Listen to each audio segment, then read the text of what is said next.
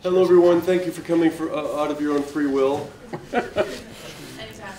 and interest, a keen interest in the elections.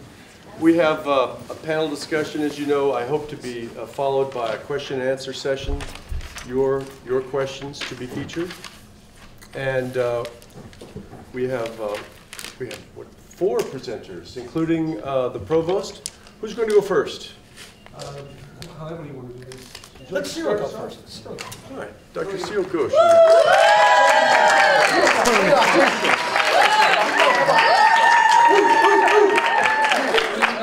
Okay, seriously. All right, there's so I don't know if you, I may have missed it, but we're all, most of us, Gov department faculty, okay? And while, except Steve Greenwald, who runs the Carey Institute, but we are mostly in the politics, we're politics people. That's something you should know.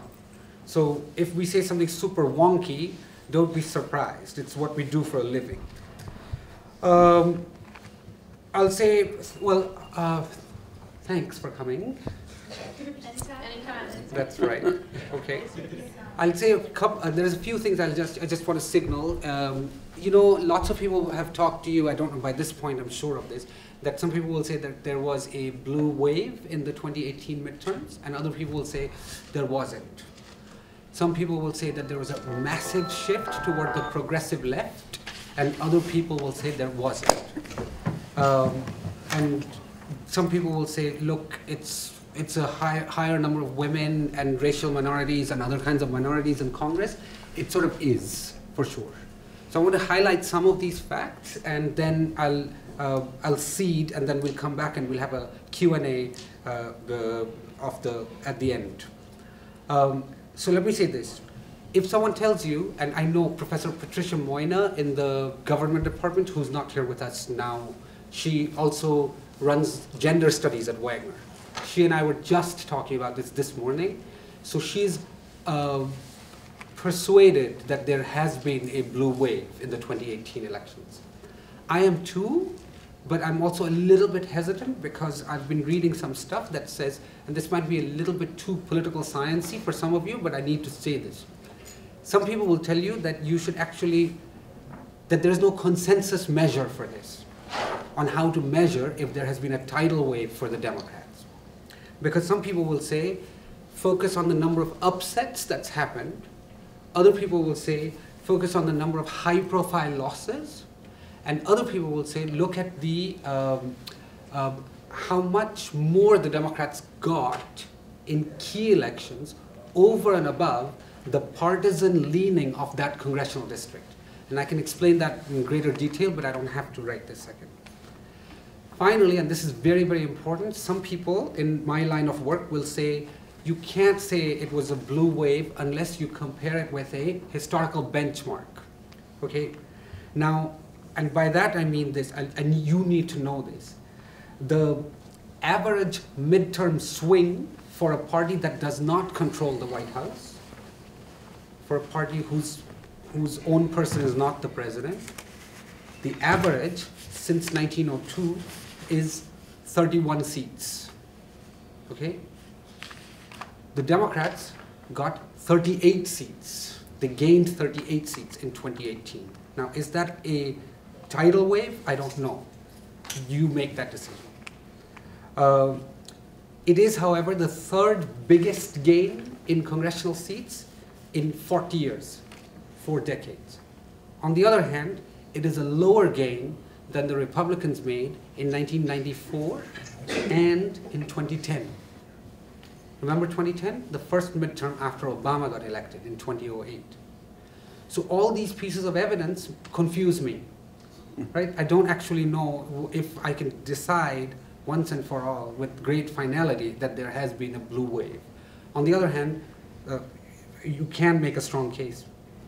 I confuse you every day in class. I'm just doing more of it right now. Is there a shift toward the left? Well, some people will say that there is a new generation of progressive candidates. That's sort of true, there is. On the other hand, some people I've heard say on NPR, somebody was saying the other day that if you look at who's replacing whom, the really progressive candidates that are now going to be in the 116th Congress starting January of next year, they actually have replaced already progressive people. An example is Alexandria Ocasio-Cortez, who's replaced Joe Crowley in Queens and in the South Bronx. He was an already progressive person, so an even more progressive person has replaced him. But if you look at flips, like one case is Max Rose, who won in this congressional district, and he defeated a Republican sitting office member, an incumbent. That flip, the people who flipped seats for the Democrats toward the Democratic Party, they are more centrist. Max Rose, for example, is a veteran, right? So those are things to consider and observe.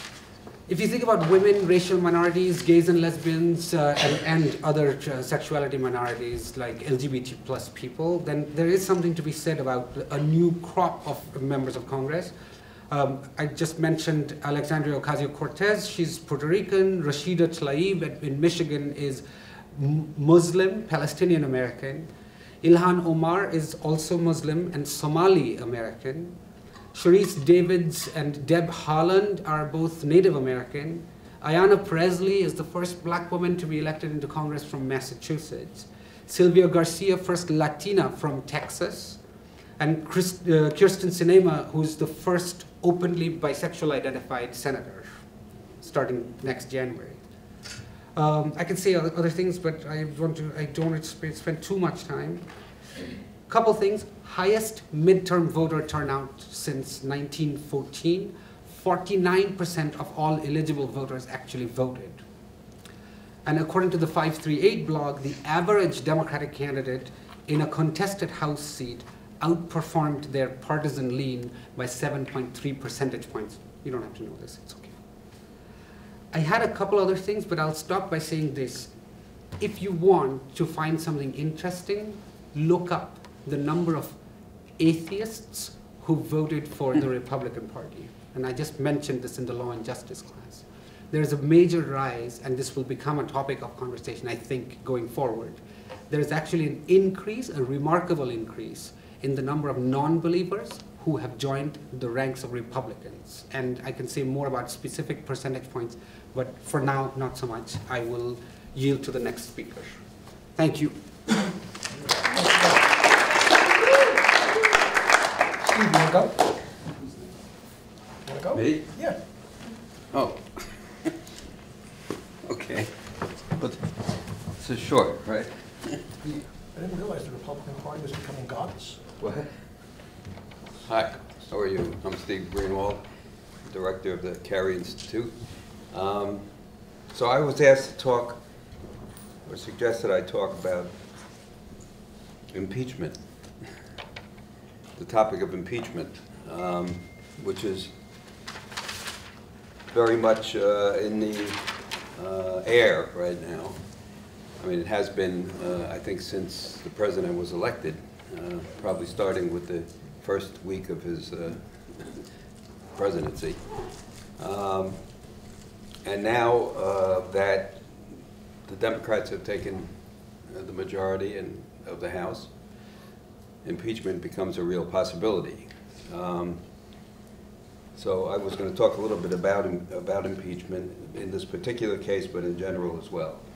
So impeachment, of course, is, there's an impeachment clause in the Constitution.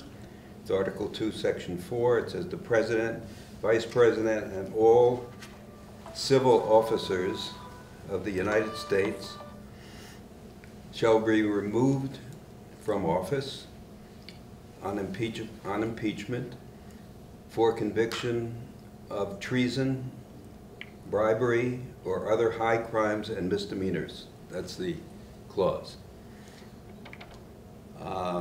Does anyone here know how a president is impeached? Which branch of the government impeaches the president?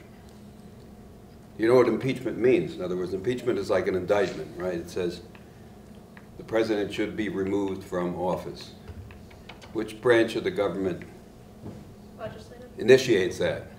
The legislative branch. The which? Legislative? Yes, legislative branch. Congress right? The House of Representatives. Does anybody know what percentage vote of the House of Representatives it takes to impeach a president? Or any other officer, by the way. You'll notice it says president, vice president, or other civil officers. That would include judges, for example, who have been impeached over the years. 2/3? Hmm? Is it 2/3? To impeach? No. Is it 51%? And which branch I'm asking? Okay. It's the House that impeaches a president or vice president or another officer by a majority vote, which is 50% plus 1. What happens next if someone is impeached? That's impeachment. Was Bill Clinton impeached? Yes. No. Was he removed from office? No, I meant the other. Was he removed from office? No. No. Why not? What's the next step in the impeachment process? The Senate. The Senate, right. And will a majority vote of the Senate for conviction on the impeachment charge, will that remove the president from office? A majority vote. No. Does anyone know what percentage vote it takes to remove the president? Or any officer, really? Yes? Is that the one that's 2/3? 2/3, right. Okay, so there we go. There we go. Did you say 2/3? Yeah. You win. She wins. Okay. Right. So impeachment is, so it takes 50% plus 1 of the House to impeach the president. How many presidents do you think have been impeached in the history of the United States? 7. How many? I don't know. I just picked 7? 51. No. Actually, I believe there's only, 3. Yeah. what? Solid 2. There's only 2, right. Look at you, Ann. Very good. Only 2 presidents have been impeached. Can you tell me who those 2 presidents are? Bill Clinton and Andrew Johnson, very good. who is Andrew Johnson? What about, Exactly. you're right, Andrew Johnson. So, Andrew Johnson was impeached and Bill Clinton was impeached. Was either one of them removed from office? No.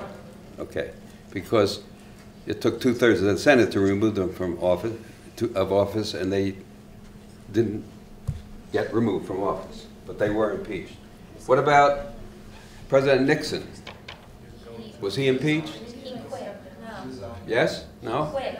He resigned. He quit because they were like. He resigned, right, before he was impeached.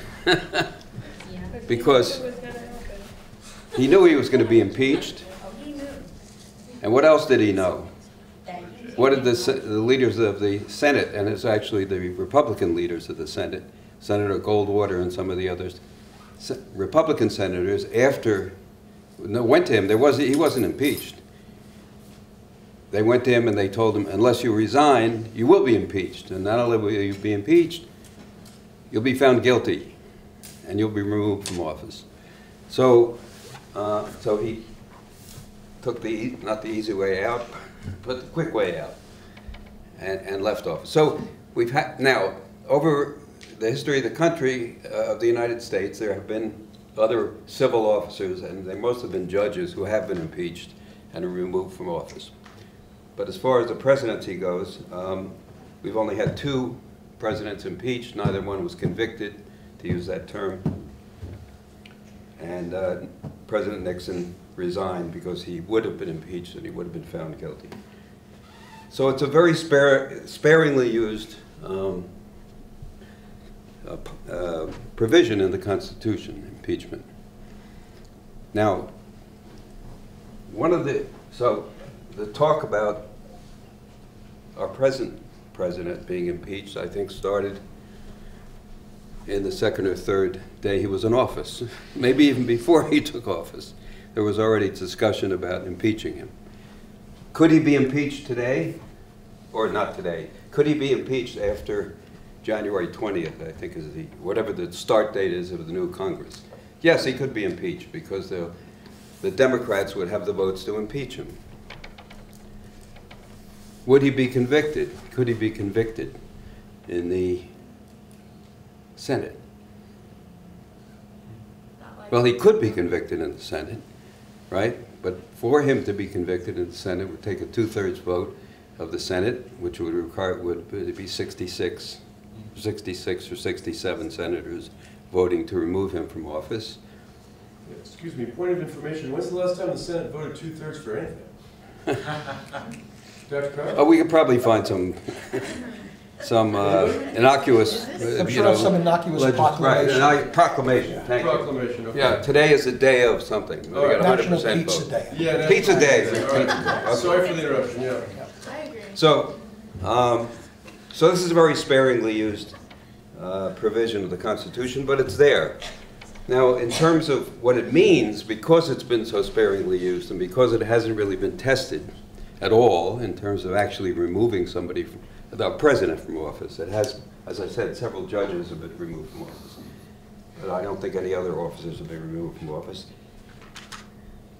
It isn't entirely clear what the terms, certain terms mean, like high crimes and misdemeanors. What does that mean? Treason, there's three bases for impeachment. Treason, which is fairly straightforward, I think, right? Treason is acting acting on behalf of enemies of the country, basically. That's what treason is, against the interests of the United States.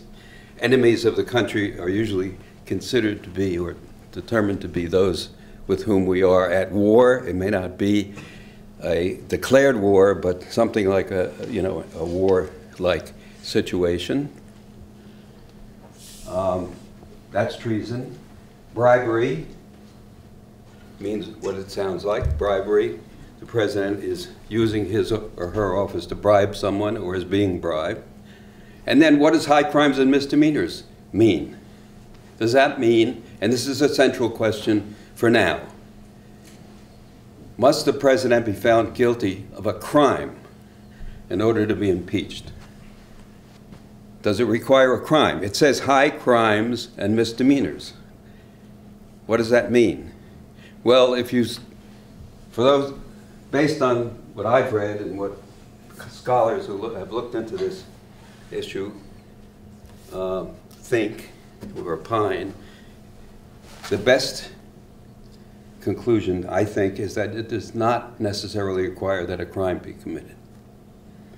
But certain acts have to be committed that are inimical to the safety and the security of the country, that threaten the safety and security of the country, not from external enemies, but in terms of maintaining our the democratic state, our republic, and so forth.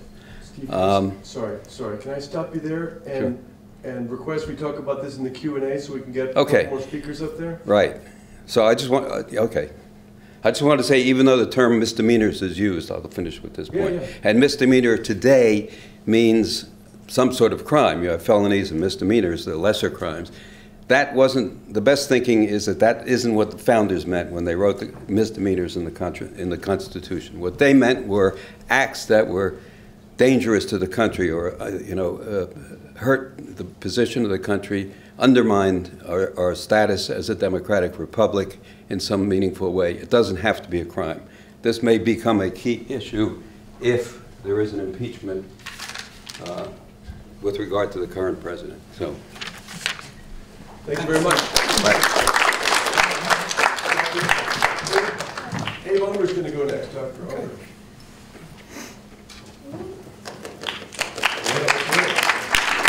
Applause before I even speak. Gosh, I hope I get the same after I'm done speaking.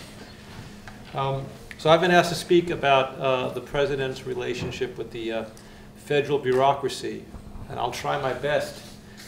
That's basically the topic of public administration, essentially, executive administration. But I'll try my best to tie that in with the congressional election and the senatorial election we just had.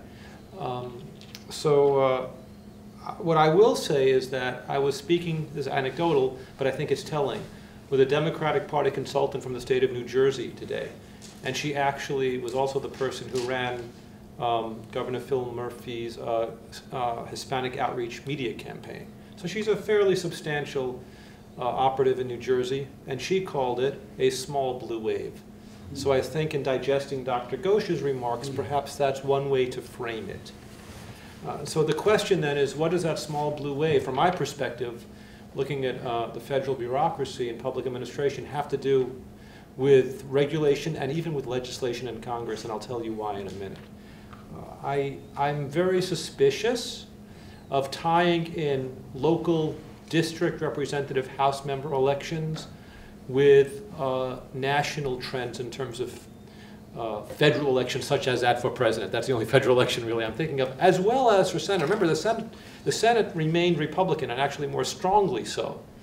Some hot seats, as it were, contested seats, but nonetheless strongly Republican, which is odd, and news pundits pointed that out. How could you have local elections where you had, again, using my friend's phrase, a small blue wave, correlate with these, with a stronger senatorial turnout in terms of the Republican Party, in terms of victories. By turnout, I mean victories, not voter turnout in this case. And I think, it's hard to get into every voter's mind. No one can do that. That's the shaky foundation of our discipline.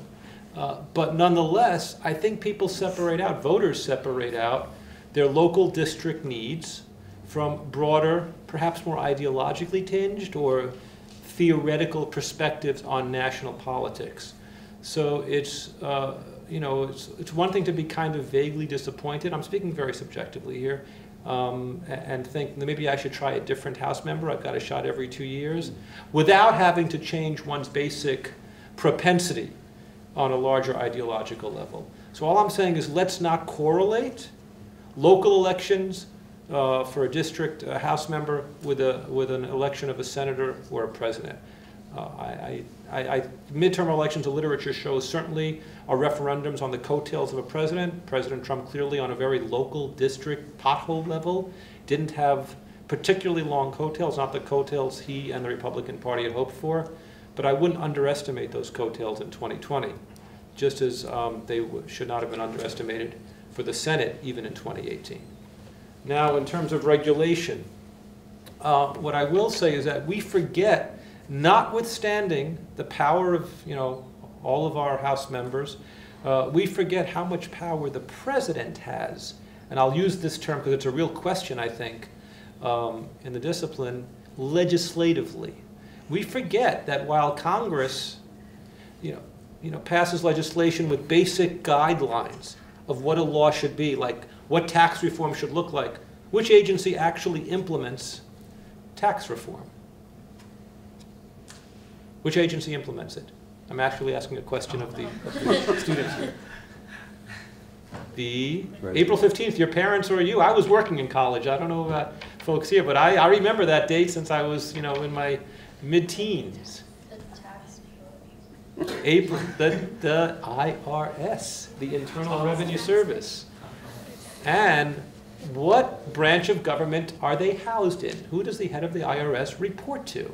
The executive branch. The executive branch, which means who is the boss of the IRS? The president. The president. Now, would you think, just intuitively, without having read, a textbook on public administration, the president might have some discretion, perhaps some actual power in terms of dealing with regulation? By the way, I framed the question as rhetorical, right? Yes. So the president can cut regulation to some degree and make regulation to some degree. If you add that up, to me, it strikes me as being somewhat of a legislative act. Now, that's something one would write a paper about exploring, but we forget that regardless of what happens on a local level, it takes Congress a long time to get to a conference committee, to get to the Senate and the House to agree on something, to send him to sign officially into law with broad statutory guidelines, an act of Congress, as it were, for law. But the president, in the interim, can, strike down 2 regulations for every one he puts on the books, which is actually a policy he has done his best to implement. So while all of this ruckus about the small blue wave is going on, there is still a very strong, doesn't matter who the person is, strong president in office just because of his or her, perhaps one day, regulatory ability. And again, I would say there is a disconnect between elections for figures like senators and presidents and local elections on a very street-to-street, door-to-door canvassing, neighborhood district level. In terms of what will happen now in this regard, it speaks to both. I just sort of tried to address Dr. Ghosh's comments. I'll now address Steve Greenwald's comments. I don't see the House, while it's theoretically possible, going towards impeachment. And the only reason I don't see it is because, notwithstanding this exciting new crop of progressives that have landed in Congress, I think Dr. Ghosh was right in pointing out that figures such as Max Rose and many more like him actually were able to win over more seats than typical when there's a switch of party in the House, a few more seats than typical, because they did position themselves as somewhat more centrist, talking a lot about health care, for example, not dealing with President Trump's rhetoric as much and his declaratory policy. That just means statements that he makes. They actually just dealt really with, nuts and bolts policies. I will say one final, I opened with an anecdote about my friend in Jersey. Now I'll close with an anecdote from a friend in the Bronx. So another friend of mine in the Bronx who works for city government, an agency that the mayor oversees actually, and is active in the Bronx Democratic Party. One might call it a machine on occasion, but certainly it's a party, and it's quite active in the Bronx. The Republican Party is quite weak in the Bronx. And she herself is a Hispanic immigrant and putting herself through grad school right now at night while working for the city, and grad school in urban planning. And she said to me that she has, and was a big supporter and activist for Alexandria Ocasio-Cortez, just a position where she is on the spectrum in terms of her politics. And she's a single parent. And she said to me she has no issue with Trump per se. She doesn't like some of the things he says. She has no issue with Republican senators per se. And the reason she went with Cortez and the Democratic Party when she came to the Bronx from the Dominican Republic, first settled in Washington Heights, and now she's moved up to Riverdale, she said was only because, first of all, it was the most powerful voice she could find in the Bronx politically, practically speaking. And second of all, Ocasio-Cortez spoke her language in terms of concerns about the middle class, just as Bernie Sanders did, just as President Trump does in his way, and just as Max Rose does in his way. He went from Park Slope, Brownstone, Brooklyn to Staten Island. It was an interesting move on his part, actually, in terms of his career path and his trajectory.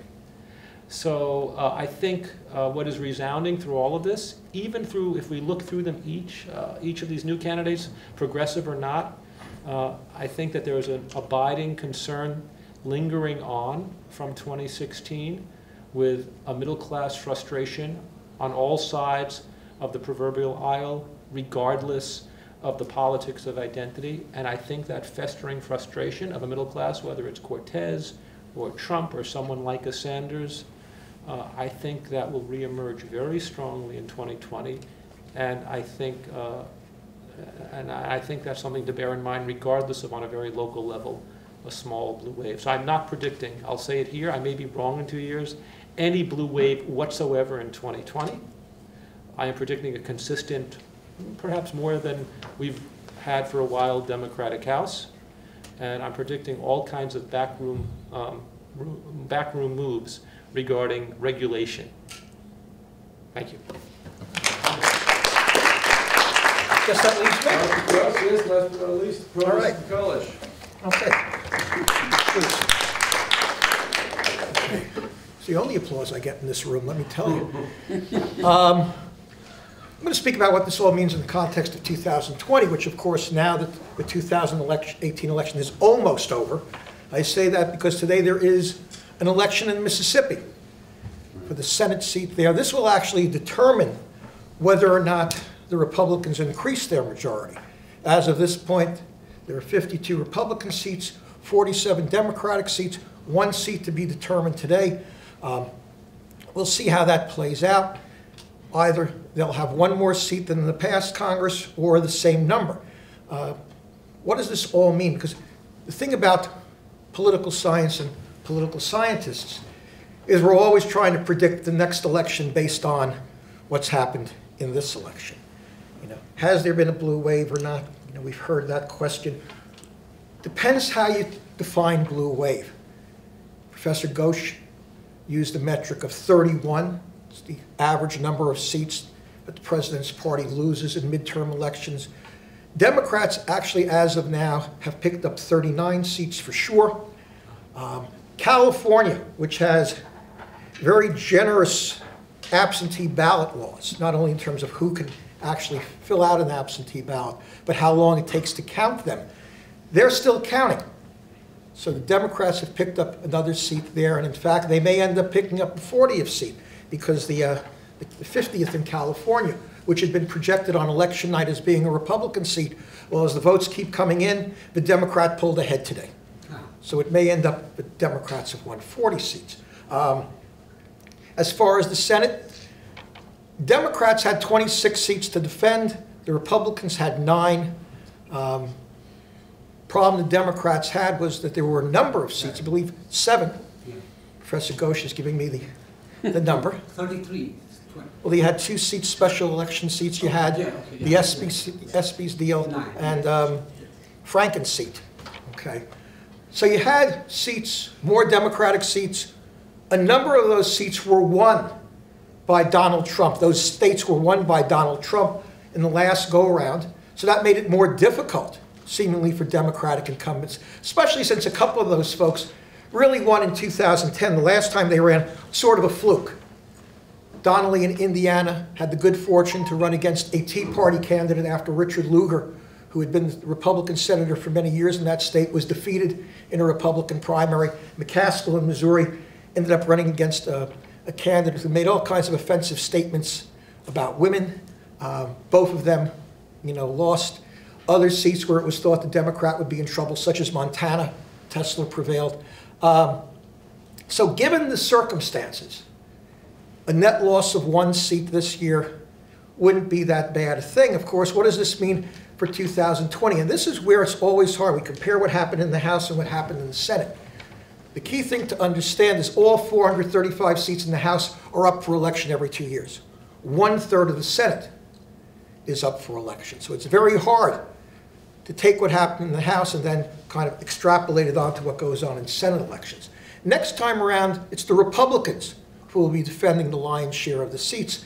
Of the 33 seats that we anticipate will be up for election, depending on any special elections that have to take place, 21 are held by Republicans, 12 by Democrats. The difference, though, is that this year there were 7 Democratic seats in states that Trump had won. 2020, of those 21 seats, 2, Colorado and Maine, are held by Republicans, where Hillary Clinton won 2016. So we'll see how, if there is a blue wave that extends into 2020, we'll see how it plays out in the Senate. By the way, the 40 seats that the Democrats won this year, if you think about it in another context, it's truly remarkable, and here's why. Most congressional seats are crafted through a process that has become known over the years as gerrymandering. Anybody ever hear of that term before? What is it? What is it? Anybody know? It's like the strategic drawing of district lines. Oh, good definition. Yes, that is a good definition. Yes. What happens, of course, is that in most states, these districts are drawn by the state legislatures, which means it's important who controls those bodies. And back in 2010, 2011, most of the state legislatures in the United States were controlled by the Republican Party. Why? Because back about 20 years earlier, the Republicans recognized that the real key to breaking the Democratic Party's 40-year monopoly on the House of Representatives was getting control of state legislatures. So they started spending money on electing Republican legislators, Republican governors, and actually by 2000 it started paying off. And by 2010, it started paying off big time. In that you had a significant number of legislative bodies in the United States controlled by the Republican Party, which meant they could craft seats designed to elect Republicans to the House of Representatives. So given those maps that were done, okay, it's really remarkable the Democrats were able to pick up 40. The big question for 2020 in terms of the House will be, how many of those seats can they hold? Okay, we'll see. Part of that we'll learn more about that in the next couple of years in terms of what the Congress does. And of course, the other big question, what does it mean for presidential politics for 2020? There are some other tea leaves you can look at. One of the other pickups that the Democrats experienced this year, governors. Okay, Democrats picked up 7. So now there are 27 Republican governors, 23 Democratic governors. Okay, why is that important? Because the thing about being a governor, you control within your state a political apparatus. Calling them machines anymore would be an exaggeration. But you have people. You have people who serve at your pleasure, people who do political work for you, who will mobilize other people for you. Wisconsin will now have a Democratic governor, one of the states that Trump won by a narrow margin 2 years ago. Michigan will now have a Democratic governor, one of the states that Trump won. Okay. Pennsylvania will still have a Democratic governor. We'll see if he actually figures out how to run the political side of his operation between now and then. But the key is, if you control the political apparatus in your state, you can drive up the turnout. And Michigan, Trump won by 10,000 votes. Okay? You have a Democratic governor. They'll be able to find 10,000 votes somewhere. Okay? Same thing in Wisconsin, very narrow margin. There's going to be a Democratic governor there. You know, there are other things we look at. You know, we have thought for years that Florida is purple. Looks like it's more red than anything else because of a variety of other issues I won't get into. But you know, we all look at this and say, what does it mean? Okay, will Trump win in 2020? One thing to say about that, it's pretty hard to knock off an incumbent president. It doesn't happen too often. Last time it happened, by the way, well, anybody know when the last time it happened? Why am I going to do all the work?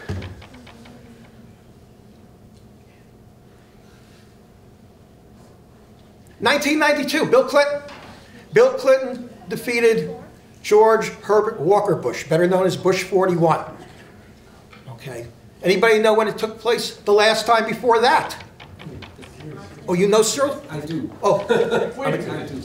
So it has to be Now you see how smart we all really are. Carter, 76 to 80. Okay, Jimmy Carter, 1980. Yes. Okay, when Ronald Reagan asked if we were all better off than we were 4 years ago. I could tell you that then my answer was yes, but only 43% of the American people felt that way. Okay, but it doesn't happen too often. So knocking off a Republican president, any Republican president who's running for re-election, is a tall order. You know, what will the Democrats do between now and then? There are really 3 directions they can go in, 2 of which would probably spell disaster for them. One is to go the impeachment route. Is to go the impeachment route, to go the investigation route. You know, they're all lathered up. They want to look at his tax returns. They want to look at, you know, his business operations and all that. So what will that do? Well, the reality is twofold there. One, it will mobilize his base. And understand that's all. He's very unique as a president. Most presidents during their tenure try to expand their base of support. He's not worried about that. He thinks as long as he keeps that 35 to 38% of the electorate with him, he'll win, because he's basing this on the premise of low turnout. Low turnout favors him, and he's looking for that. So, go out there, you'll find out he hasn't paid, we know he hasn't paid taxes. In fact, that's not really a salient issue to the American people. Why? Because in the great scheme of things, a lot of folks don't see tax fraud as a crime. They see it as smart business. Okay, and I think if you ask most Americans, even his supporters, they'd say, well, yeah, he probably hasn't paid his fair share of taxes. You might have seen a couple of months ago, the New York Times did an incredible investigative story on this, and the response of the public was a collective yawn. Okay, so if they go that direction, he'll mobilize his base. They won't accomplish anything, and in 2 years, it will make it difficult for them to go back to the American people. The other potential trap is to try to deal with him. Okay, and the Democrats are a funny party, and like the Republicans who tend to take the position that government doesn't really have to work anyway, the Democrats, and it has a lot to do with having controlled the government for the last half of the 20th century, think government has to do things, has to work, has to be productive. And how do you do that to try to compromise? Well, that may work in the sense that there will be legislation that will pass. But in the end, the president, being the president, will be able to take credit for that. The best thing they could probably do is, you know, it's the old cliche, stick to your guns. They were out there talking about health care, talking about a middle-class tax cut. Probably the best thing they can do is engage in the passage of what we like to call one-house bills. Bills that they know will probably not pass a Republican Senate. So you may think, well, why do it? The reason you do that is you then create your platform for the next election. You want to do Medicare for all, which some Democrats want to do? Well, pass that. It won't pass the Senate. And then 2020, you say, look what those Republicans are doing. We invoke the ghost of Harry Truman, the do-nothing Congress. Well, it would be the do-nothing Senate. They won't give us Medicare for all. They won't give us a real middle-class tax cut. That might be the way, because that's the way you present an alternative to what's in place. And that's the key to winning elections. Elections are not only about convincing people not to vote for the other side, which is what the Democratic Party did in 2016. They kind of got confused. You have to give people a reason to vote for you, not just against the other side. So that, I think, is the real question for 2020. What's going to happen? Well, us smart guys up here with advanced degrees and all, we'll tell you we think we know. The real answer is, who knows? Thanks. So we're done. Thanks very much. Questions? Answers? Some questions? Yeah. Your turn. Comments or questions? Comments are good too. Comments on it? Yes. Can we talk a little bit more about what goes up, just the emphasis on little talk about atheist voters? Oh yeah, good idea. I'm not sure what he meant by that. I hadn't heard Oh anything yeah, about I that. I actually. didn't realize the Republicans were a godless party. Well, But it's also the party of the evangelicals. How do you reconcile that? see, this is the thing. I think that it's a data point that's very easily lost. Emma, I'll just tell you, if I just want to put this down. Yeah. That's. See, they were paying attention. They were. It's good. Yeah. Where is it now? So the religiously unaffiliated voters, among them in 2006, the Dem-Republican split was 74 and 22. For the What that- Dems. Yeah, 74 for Dems. This was the data point from 2006. In 2010, it went up to 68-30. Religiously unaffiliated. 68-30. And then 2018, there's a 2016 data point also, which I don't want to belabor the point too much. These are religiously unaffiliated. That doesn't mean they're atheists, though. No, it they're doesn't mean not. they're But it doesn't. But religiously unaffiliated actually captures that. Atheist is a subset of that. So 70-28 is the 2018 data. 70-28. What that means is that there is a rise from the 22 to 28 people who they're not really church-going types at all, which to me is a really interesting spike. In fact, it was at 30 in 2010. So when you think about the base of the Republican Party, lots of people will say, especially Trump, lots of people will say rural, white, working class, of Bible Belt people, or sort of the white believer type. This is what they want you to think of as the base of the Trump support. But to me, it's interesting that that it's actually gone up. But the Democrats still have 70. Yes. So they don't have to worry too much about losing the godless people vote you're suggesting. No, but they've gone down from 74 to 70. So it's a long-term trend. It's a long-term trend that's going to become more important, I think. The other part of this is that because it says religiously unaffiliated, we're thinking, oh, these are probably some of them atheists, some of them not. But actually, I'll find the data for church-going. That is also important. I don't have it off right now with me, but I think we should look at whether or not the people who support the Republican Party are, I think there's a drop in the church-going people. That is just something that's going to become more prominent. I do, however, have to say a couple things.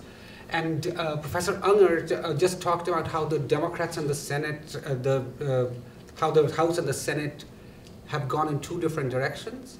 And there is, there's a phrase that I like very much about the time of the founding that says that the Senate is the saucer that cools the tea. The Senate takes longer to change. It's less given to changes in prevailing passions, and the House is more given to that. So it might be that this is that playing out in, this is, you know, this I would agree with you. Yeah. I was groping for that, but that sums it up. Yeah, the Senate is less inclined to change as rapidly as the House, and this is a classic example of the Constitution at work. That the House changes wildly within 2 years, and then the Senate takes longer to change. It's kind of slower. It's like, okay, we'll, you know, this is what the founders designed. That's what the framers, they wanted this. This is exactly what they wanted. This is just a reconfirmation that it actually works, the United States Constitution. And the other thing, and Professor Krauss, if you could say a little bit more about the Mississippi election today, I think this is a very important one. She's she's A Republican. She used to be a Democrat, as is the case with many middle-aged to older white people in Mississippi were Democrats. What happened, and this goes back really beginning in the 1960s, the Republican Party, which was non-existent in much of the South during that period, actually began to experience a rebirth. Initially at the top of the ticket, Barry Goldwater carried southern states in 1964. Those were about the only states he carried. This was after the Civil Rights Bill was adopted by Congress, with Republican support, by the way. Wouldn't have passed the Senate without Everett Dirksen. Okay, but when Johnson signed the bill, he said to Bill Moyers, "We probably lost the South for a generation." He was wrong. They've lost it for about 3 generations, but nonetheless. No, he said for a century. For a century? Yeah. Okay, well, we still got a few more years, He did Steve. say for a century. Okay, to see it change. But nonetheless, you have now in the South, and in Mississippi in particular, a Republican Party that is largely made up of white voters, primarily in suburban and rural areas, and a Democrat Party made up of African-American voters in urban areas. Okay, and the question really in Mississippi today is turnout. How many people will turn out? Okay, interesting thing, and you've seen this in the South and other parts of the country, really going back about 10 years, where Republicans have been in control of state governments, because the states here in the United States, under the Constitution, are responsible for the conduct of elections, which means they can decide who votes. So what's happened in a number of states is that Republican legislators and Republican governors, because of course they have to sign bills, have enacted so-called voter identification laws. In other words, in order to vote, you have to be able to show some sort of identification, whether it be a driver's license or a passport. And the issue there has been that tends to depress African-American turnout. Okay, it tends to hurt African Americans who may not have driver's license, who may not have passports. Poor people in general. Poor people in general. And older people, who also, at least historically, used to vote Democratic, although that's changed. Okay, so the intent here, and of course they always talk about voter fraud. We're going to combat voter fraud. Well, back when George W. Bush was president, and this is when this is really started, he established within the Justice Department an election fraud unit. Okay, and during the period of time, those 8 years he was in office, if you add up all the votes cast in America, in all the various elections, it was over about 300 million votes. Anybody want to hazard a guess, because we've been playing, numbers games here? How many prosecutions do you think were brought for voter fraud during those 8 years? Anybody know? Anybody want to guess? About 200. No, 0. No, about 25 cases. Yeah. Okay. So out of all those votes, it's voter fraud. In fact, you may have even heard the President of the United States in one of his many tweets suggest that these laws were necessary because, after all, you need an ID card to buy a container of milk. Now, I don't, in Stop and Shop, they never asked to see my driver's license. I don't know where he gets his milk. But this notion that there's voter fraud and there has to be something done about it tends to affect Democratic turnout. Okay, and that's really the issue also in Mississippi today. How many folks will come out? Now, the Democrats have been trying to drive the turnout by citing the Republican candidate's perceived support of the Confederacy, taking some quotes she's made that she'd like to be in the front row of a lynching. She didn't say that, but okay. Close. It's like when they said Ford to New York, drop dead. He never said that either. Okay, so She said public execution. public execution, all this fun stuff. The noose, I mean, And the noose- is a very clear symbol. Yeah. So, you know, of course, they're trying to drive up turnout. The paradox, and we saw this in Florida and in Georgia, where you had African-American gubernatorial candidates. And, you know, the premise there was drive up the turnout. It did. It not only drove up the African-American turnout, but the rural white turnout, which was Republican. And that's the challenge the Democrats face in places like Mississippi. How do you juice your turnout without also bringing out the other side? So that's what that's the big question in Mississippi today. So in other How words, many it's people vote? Not just about getting out your side, it's about suppressing the Yes. other side. I mean, that's to Yeah. use a phrase not uncommon in New York politics, right? You suppress the vote. Why are you asking me that? Well, I'm not asking. Can I just add one more thing about Mississippi? Okay. Mike Espy, who's African-American, running for the Senate, he will do very well and he will probably win if he gets as much as 25% of the white vote. That is to say, voting in Mississippi is so racialized that the black candidate will probably win with only 25% of the white vote, which he's not going to get. I don't think he's going to Probably get. not. No. And, I mean, you could... Lindsay, is that you up there? I don't have my glasses on. Yes. You have a question for us? I think it's worth noting, though, that the long-term demographic trends are not favorable to the Republicans. That's true. And they are favorable to the Democrats. And by long-term, I'm talking over the next 30 years, 40 years.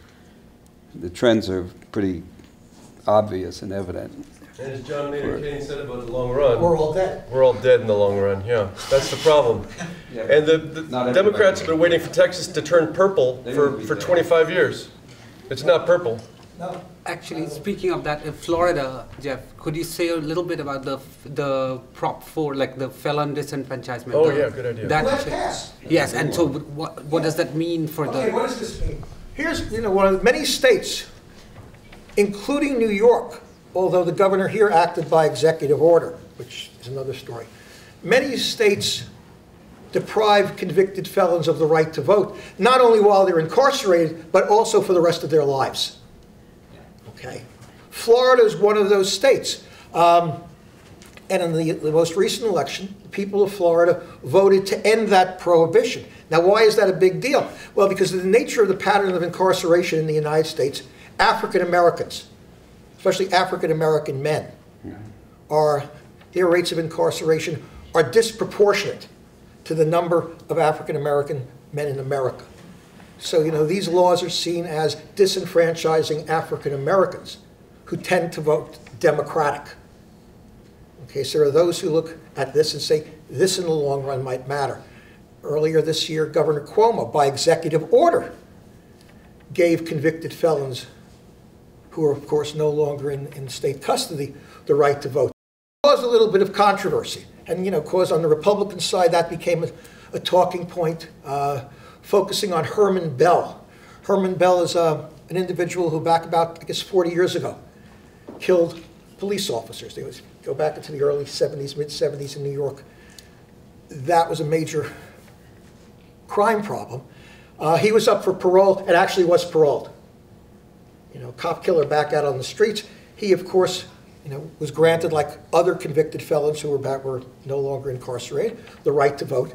And in particular, the state Senate Republicans attempted to use that against the Democrats, basically saying, Governor Cuomo, a Democrat, is giving these cop killers the right to vote. So-and-so, fill in the blank of the name of the state Senate candidate he supports or she supports them.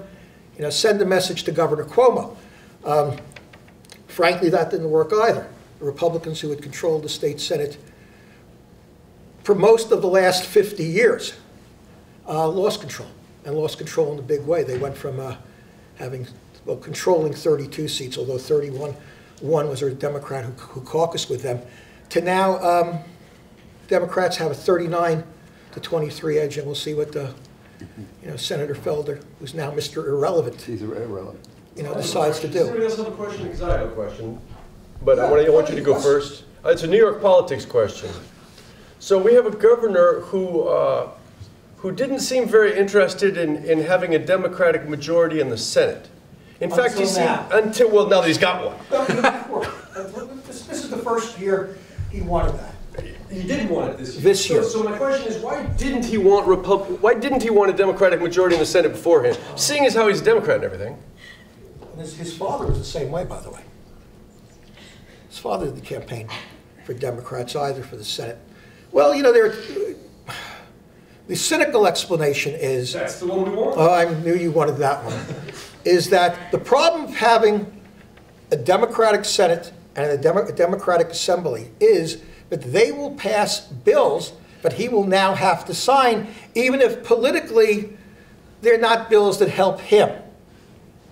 Boy, that is cynical. Yes, it is, but that, because what's happened, over the years, the Democrats in the Assembly, and the Assembly tends to be dominated by New York City area Democrats, votes for particular pieces of legislation, which then go to die in the Senate.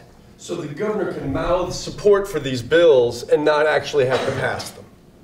That's one way of looking at it. And now, many of those bills may pass in the state Senate.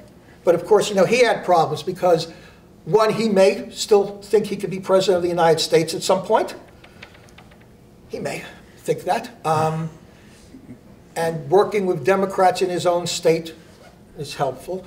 Also, he has issues with the left wing of the Democratic Party. This goes back to Joe Crowley losing in June in the Democratic primaries there. You mentioned, that. That's less about progressive politics, as some people, she's now Fox News' villain. Yeah, she is. They're obsessed with her. Yeah. Okay. Yeah. Here's why she won. Joe Crowley has had that seat since, the Pilgrims landed. Okay.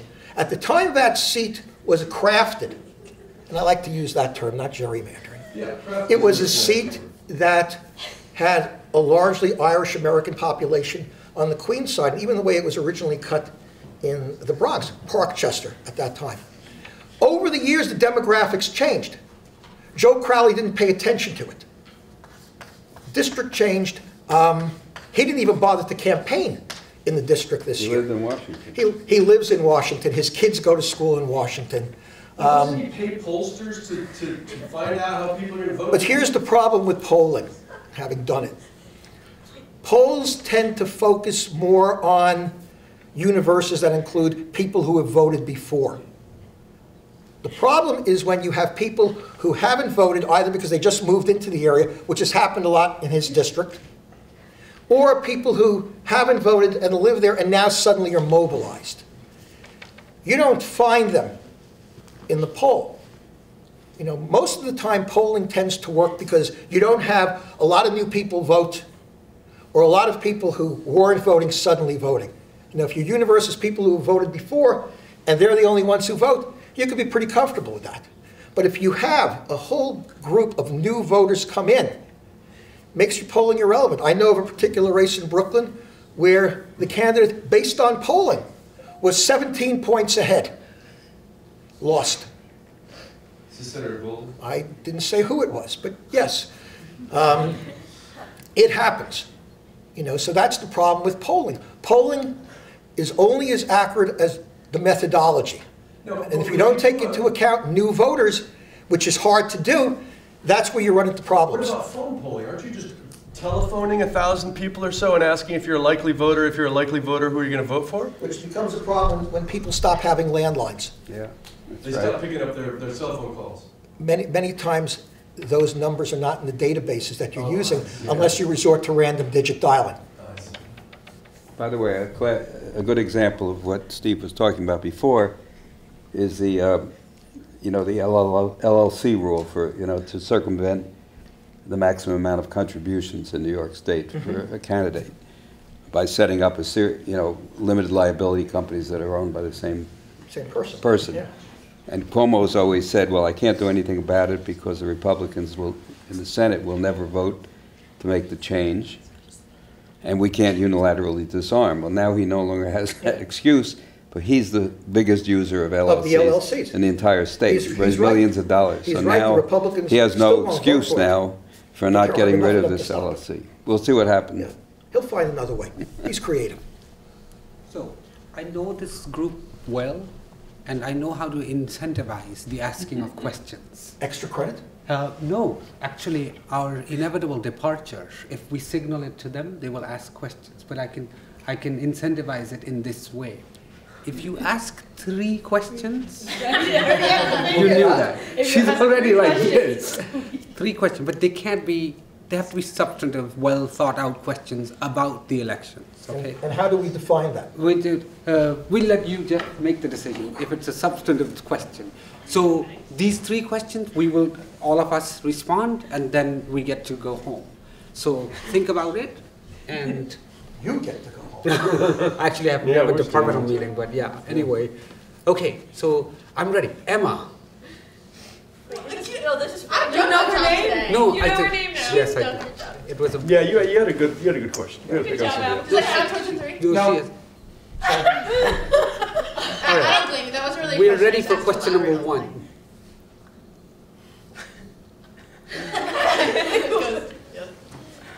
I don't have a substantive question. Ask the non-substantive one. The 2 non-substantive ones equal 1 substantive Yes, one? sure. 2 non-substantive questions will equal 1. What do you predict Donald Trump's leading, I guess, like his leading argument will be in this upcoming election? That's a substantive question. Yeah, They'll in the make 2020. In the 2020. He'll make America even greater. Keep making America Keep great. making America great. Again. And keep the violence out. Yeah. Well, I think that Run like he always he's very good against at his enemies. figuring out what has worked in the past for him, and he keeps using that. I think that's smart to do also. So he's never stopped campaigning, Yeah. right? So he's been campaigning for a while, like not just like 2015 or 16. He's been campaigning for a while, and he does that, and it has worked for him. I don't see why he would change his position, because he hasn't since he became president. It's just been the same thing. I think it's going to be the same thing going into 2020. But Lord knows political scientists have been wrong in the past, so I'm happy to be wrong. But my guess is, since you asked, what do you think? I think it's going to be more of the same. Rhetoric that is, that stirs up bases on both sides, that annoys people. I think it has worked for him in the past, and he will do it.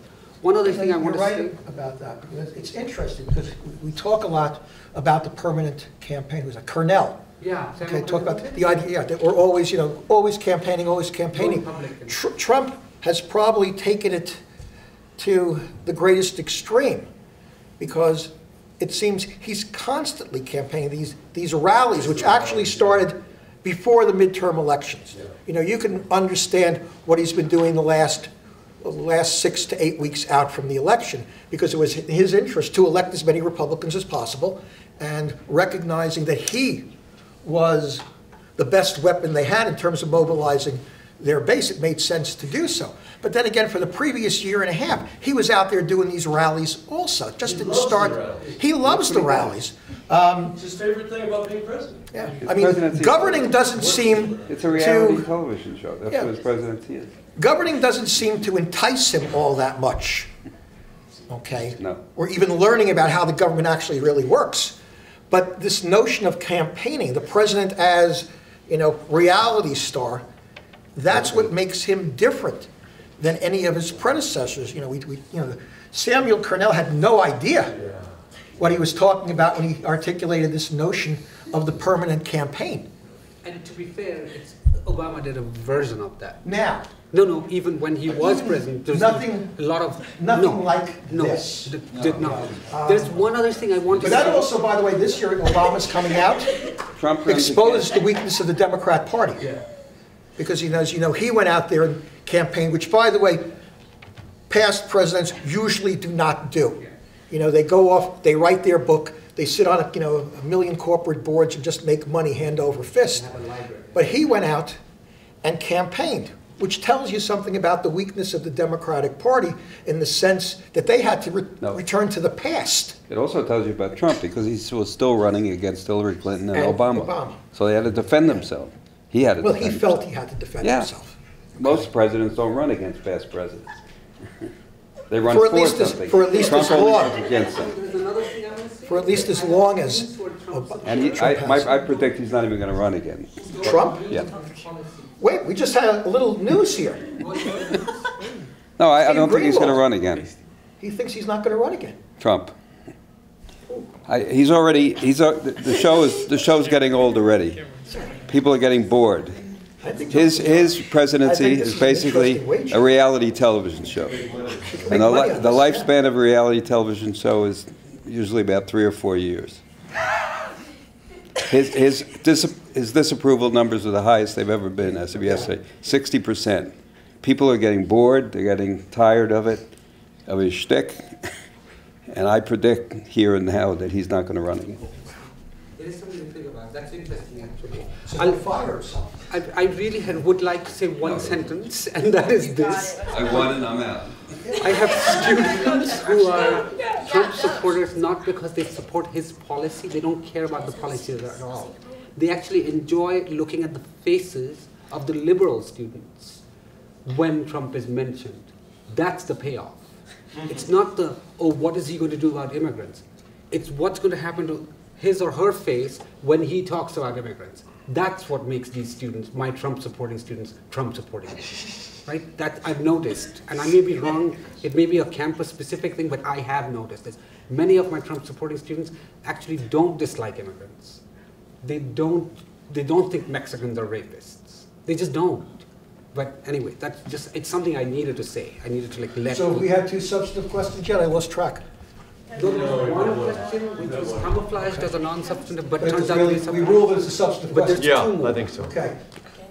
How many more do we need? So Marissa, let's. Oh, Sorry.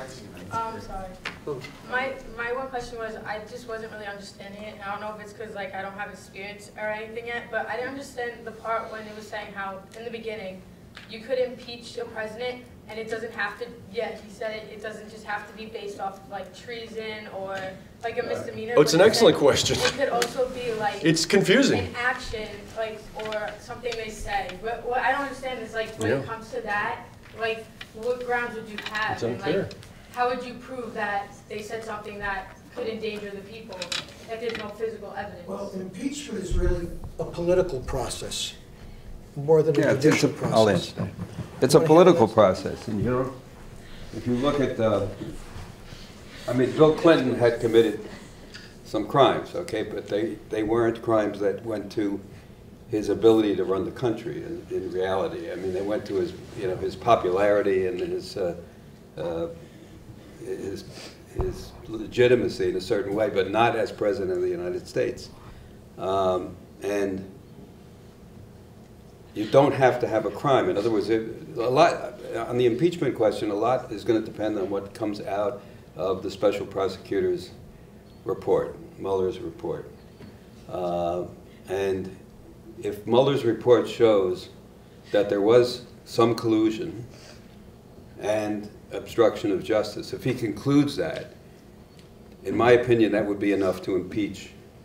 That would be enough to impeach Trump, even though he might not ever be indicted for obstruction of justice. Collusion itself is not a crime, by the way, but obstruction of justice is a crime. So it's actions that hurt the country. It's not.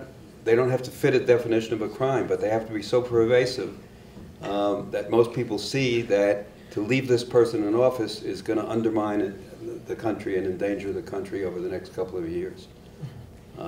That's enough to impeach somebody. But as I said, a president, no one has ever been impeached. I mean, they've been impeached. No one's been convicted. Even Andrew Johnson, who was a terrible president and was basically disregarding and ignoring laws that were being passed by Congress in connection with Reconstruction after the Civil War. So he was openly and actively undermining the actions of another branch of the government. Well, one of the define- charges against him was that he violated the Tenure of Office Act. Yeah, that's right. Because That was the. he removed Stanton Yeah, right. after Congress enacted That legislation was saying. the one sort of Yeah.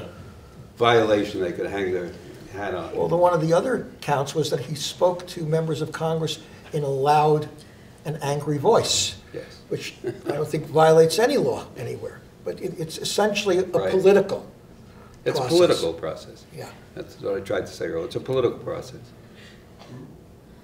that's 2 questions. One more and we're out of here. At least 4 more. Oh, come on. So look at the hands. I have a question regarding this. Okay, Katie, let's do it. Plus you're a Why don't they senior. get together and come up with one big She's a question? senior, yeah. So what's going on at the borders right now, would that be grounds to impeach Trump? He's trying to not let, like, legal migrants.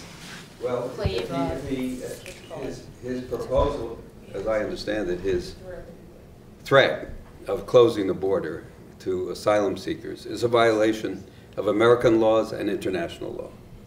So I would say that would be enough to impeach him. If they I were don't so think he'd be inclined. impeached on those grounds, but if they were so inclined. Right, that's the point, that impeachment, it's not one particular thing that he might or might not do. It's a series of actions that he's taken, that some of which violate laws, some of which skirt other laws, some of which evade other laws, but the whole thing adds up to a picture of a country in peril because of the lack of leadership or the wrong kind of leadership. So, Even he's already violated the law, the Passe Comiteus Act. Yeah, well, he's come close to it. I don't know if he's actually done that. He threatened to do it. So, Oh, thank you. If he closes the border, it's going to violate international law, violate domestic law. Is it a vote winner for Trump? Yes. yes. I think so, too. I think so. Yep. And that's all he cares about. Yeah, And in the end, impeachment is a political it is. process. That's right. It's a vote winner, closing the border. It's, For it's him? political. Yeah. With his base, Yeah. yeah, sure. Yeah. You see, it was political with Clinton because Clinton, yes, he was cheating on his wife. He was lying. He perjured himself and so forth. But those were not official acts. He wasn't really doing anything that related to his carrying out the office of the presidency. His carrying on as president. Well, he They were was not carrying- official acts. They were part of his private life. He was carrying on as president. That's another story. He was carrying on, right? Actually, let's Go on. take one more. All right, let's then do one. sort of, Jay, so you get to conclude this semester, basically. Tag team. Is it? Oh, wow. Okay, Your let's turn. do it. Let's Um, do it. So you asked in the beginning if, is there a blue wave going on right now currently? And then the other professor said that there's a small He, blue wave. he didn't. And- He said that Then somebody his- said the to lady. him. Yes. Yes, the lady said that. But I read 2 articles today saying that there was a massive blue wave. So my question is, what are you defining as a big blue wave? in Methodological 2020? question. So winner. It's a We're great not one. done. We're not done. Uh-oh, there's more? Flora, I'm ready. Wait, Jay, hold on. Flora, I'm ready for more. No. Let's do it. We're stuck. And as a result of this blue wave and do you predict that there's going to be a future increase in people leaning towards the blue side? So I think the first question is for you and the second for probably. I'll defer to Dr. Krauss in terms of local congressional district electoral numbers. Define blue wave, Dr. Krauss. A blue wave is in the eye of the beholder. Okay. We go back before, the average number of seats, you like that, don't you? The average number of seats lost by the president's party in the midterm election is 31. It's at least 39, maybe 40 by the time California That's a wave. finishes, on December 3rd. There are those who will look at this and say, well, they won 40 seats in the House. They could have lost a number of seats in the Senate. They may end up where they were, or a loss of 1. They picked up 7 governorships. They picked up 350 some odd state legislative seats. Now you put that in the last 2 years, because if you look at New Jersey and Virginia, which vote in odd years, the last 2 years they've picked up 400 legislative seats, which sounds like a lot, unless you factor in that during President Obama's 8 years in office, the Democrats lost 900. I know, but state legislative another seats. reason it's very important is because the next census takes place in 2020, and it's following the census that the congressional districts are redrawn, and the maps are redrawn. And that's what it the happens Democrats, after every 10 years, after every census. So and that's done by state legislators and governors. So the advances that the Democrats made this year in state legislatures and governorships, will be critical in 2020 when the next round of redistricting takes place. except they only picked up 6 legislative chambers. Okay, so Well, there's 6 still is better than none. 6 is better than none, but they have a long way to go. Yeah, So it all comes down to what happens 2 years from now. You know, It if also the depends on Democrats are able to keep moving in this direction, pick up more legislative seats, that will help when it comes to redistricting for 2022, which can then change the makeup of the House. And you have to understand, this is important because you can have one group of voters, and the way you divide them up could lead to very different results. And I'll just give you an example of that. New York State, which historically has had a divided legislature.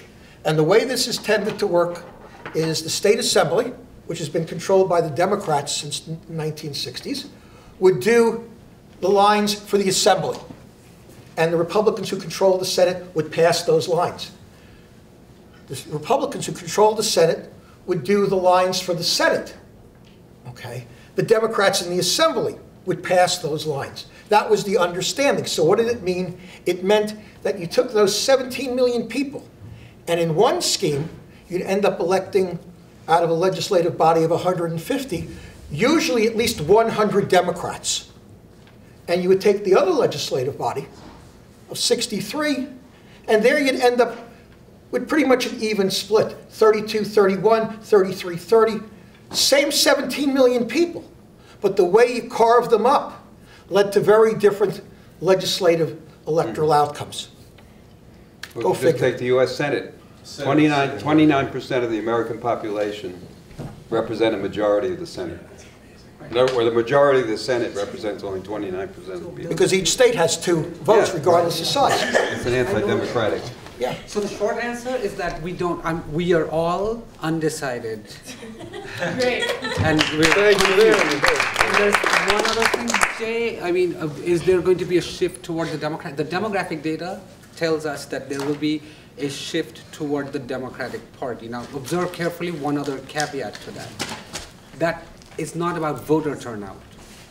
We don't know about voter turnout, who's going to actually come out and vote. So a big untapped population is actually Latino Americans. Increasingly, I think they're 11% of the last electorate or something like that, and that's going to expand with every succeeding electoral cycle. But it's a more volatile. It's not like black women, right? We're solidly Democrat. Like nothing changes. Like you could have an earthquake, but black women will come out and like it just doesn't change. But Latino Americans as a group is more volatile. So we don't know who's going to actually come out and vote, so I can't say anything about voter turnout. But I can say that the demographic shifts are pointing toward more support in terms of actual numbers for the Democratic Party. That's what we know from the data. So yeah, I hope that sufficiently answers the question. All right, Professor Snow. Thank you very much, everybody. Very good.